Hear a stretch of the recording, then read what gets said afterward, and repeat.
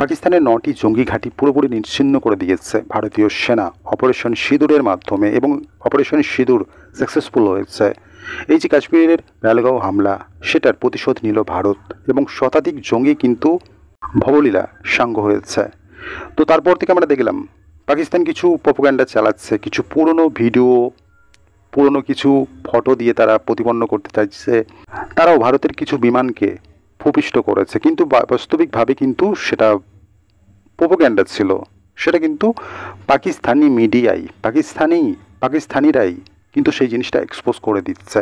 এবং স্বাভাবিকভাবেই এই সমস্ত একটা প্রস্তুতি কিন্তু ভারত নিচ্ছে যে পাকিস্তান যদি রেসপন্স করে, কিন্তু তার পাল্টা পাকিস্তানকে এমনভাবে জবাব দিতে হবে বা দেবে ভারত, যে তারা একদম উঠে দাঁড়াতে পারবে না আর কোনো দিন। এই যে সন্ত্রাসবাদীর আঁতুর ঘর, সেটাকে পুরো নিশ্চিহ্ন, একদম নিশ্চিহ্ন, গোড়া থেকে উপড়ে ফেলা হবে। এবং ভারত কিন্তু পুরোপুরি প্রস্তুতি নিয়েই রেখেছে। আমরা জানি বিভিন্ন সীমান্তবর্তী রাজ্যগুলিতে কিন্তু মক ডিল চলছে, এবং এই সমস্ত কিছুর মাঝেই কিন্তু একটা টুইট, একটা ছোট্ট কথা, একজন প্রাক্তন সেনাপ্রধান তিনি একটা টুইট করলেন, পিকচার আবি বাকি হ্যায়।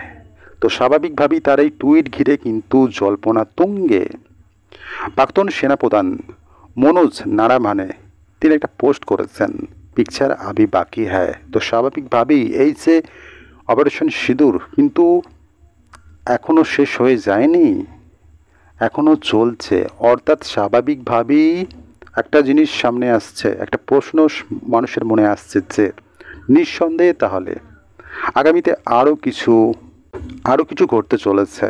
তো স্বাভাবিকভাবেই এই প্রশ্নটা, এই কৌতূহলটা মানুষের মনে আরও জাঁকিয়ে বসেছে যে অপারেশন সিঁদুর কিন্তু এখনও শেষ হয়ে যায়নি, এখনও বাকি রয়েছে।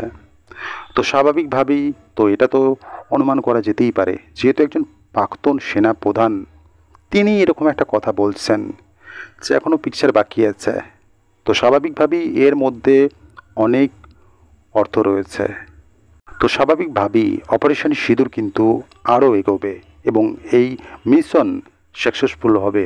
এবং যত সাকসেসফুল হবে পাকিস্তানের কিন্তু কপালে দুঃখ নাচছে।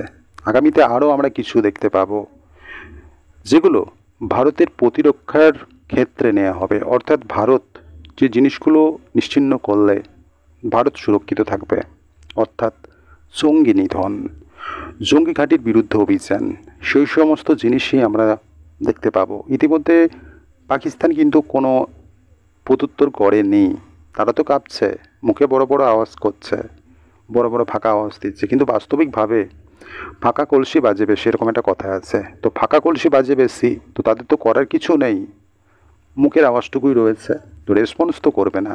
তারাও খুব ভালোভাবে জানে যদি আমরা রেসপন্স করি, যেহেতু ভারত কিন্তু সন্ত্রাসের বিরুদ্ধে অভিযান চালিয়েছে, কোনো পাকিস্তানি সৈন্য বলুক বা কোনো পাকিস্তানি নাগরিক, তাদের বিরুদ্ধে কিন্তু ভারত সরকার নয় বা হামলাও চালানো হয়নি। এই যে 9টি পাকিস্তানি জঙ্গি ঘাঁটিতে হামলা চালানো হলো, সেখানে কিন্তু পাকিস্তানি সৈন্যদের টার্গেট করা হয়নি, বা তারা যেখানে ঘাঁটি করেছে সেখানেও হামলা করা হয়নি, বা কোনো নাগরিক তাদের উপরও কিন্তু হামলা চালানো হয়নি, শুধুমাত্র স্পেসিফিক জঙ্গি ঘাঁটির ওপর। তো স্বাভাবিকভাবেই পাকিস্তান যদি রেসপন্স করে, তাহলে কিন্তু ব্যাস পাকিস্তানের কপালে যে কী রয়েছে সেটা একমাত্র উপরবেলাই জানে।